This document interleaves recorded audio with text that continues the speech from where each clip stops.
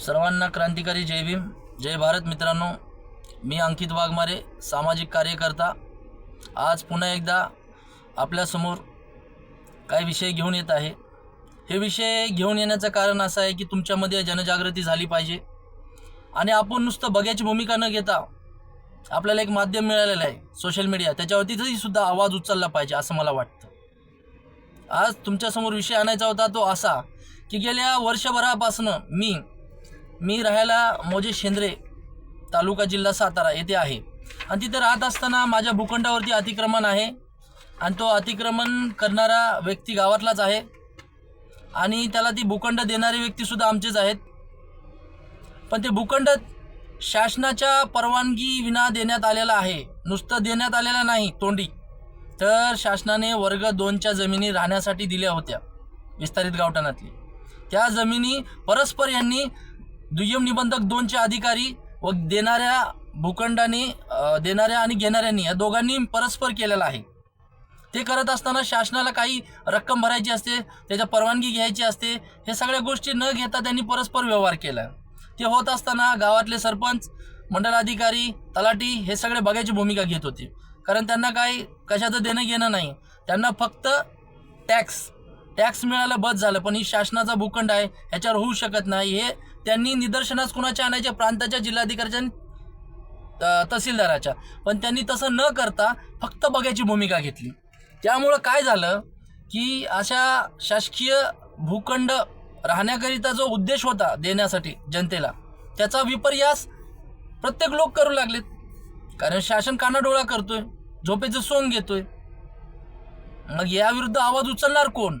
म्हणून मी गेल्या डिसेंबरपासनं शासन दरबारी या अशा भूखंडासाठी आवाज उचलतोय की जे राहण्यासाठी दिले होते शासनाने, त्यावरती न राहता त्यावरती व्यवसाय कसे चालू आहेत आणि शासनाचे नियम कसे धाब्यावर बसवल्या जात आहेत हे दाखवतोय मी.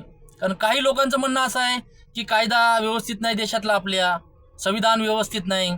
अरे मित्रांनो, संविधान कायदा खूप मजबूत आहे. हे तुकाराम मुंडेंनी दाखवून दिलेलं आहे. ते पण एक प्रशासकीय अधिकारी आहेत. पण बाकीचे अधिकारी काय झोपले आहेत का? शासनाचा पगार त्यांना काय फुकट खाण्याकरता मिळाला का?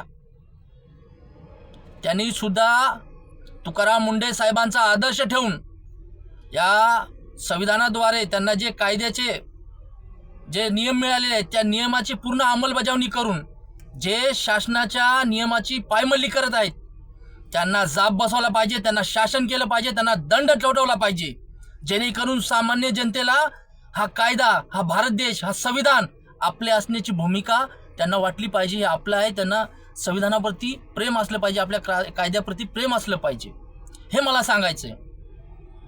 हे तलाठी, मंडल अधिकारी, सरपंच या ग्रामीण भागांमध्ये अतिक्रमण होत असताना काय झोपा काढतात?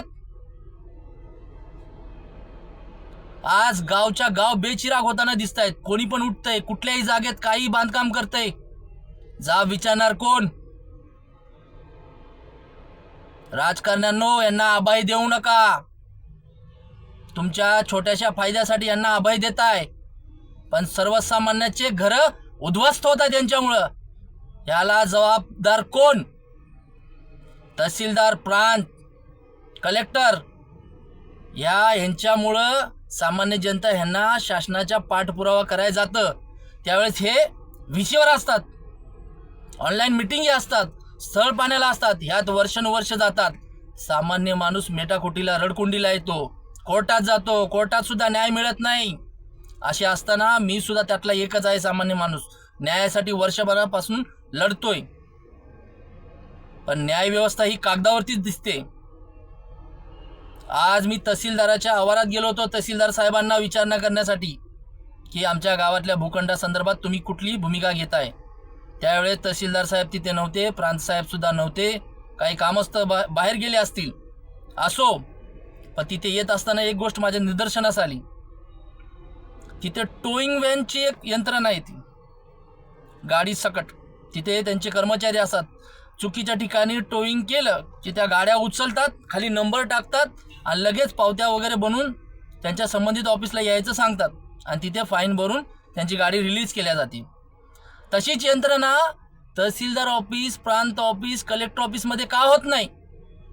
दंड तर तिथं पण मिळेल ना तुम्हाला. कारवाई तर तिथं पण होऊ शकते ना, का करत नाहीत? कुणाची भीती आहे तुम्हाला? तुमच्या या नाकर्तेपणामुळं सामान्य जनतेमध्ये असंतोष निर्माण होतोय. ह्याला जबाबदार कोण? मित्रांनो, ह्यांना जाब विचारा, या अधिकाऱ्यांना.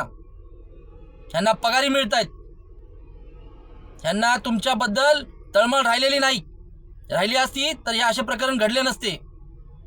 अतिक्रमांचा बोरबाजा वाजल्याशिवाय ह्या लोकांना काही आकले येणार नाहीत. म्हणून सांगतोय मित्रांनो, जागे व्हा, जागृत व्हा.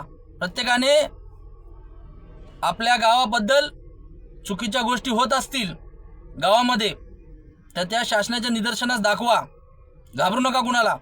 जय भीम, जय भारत.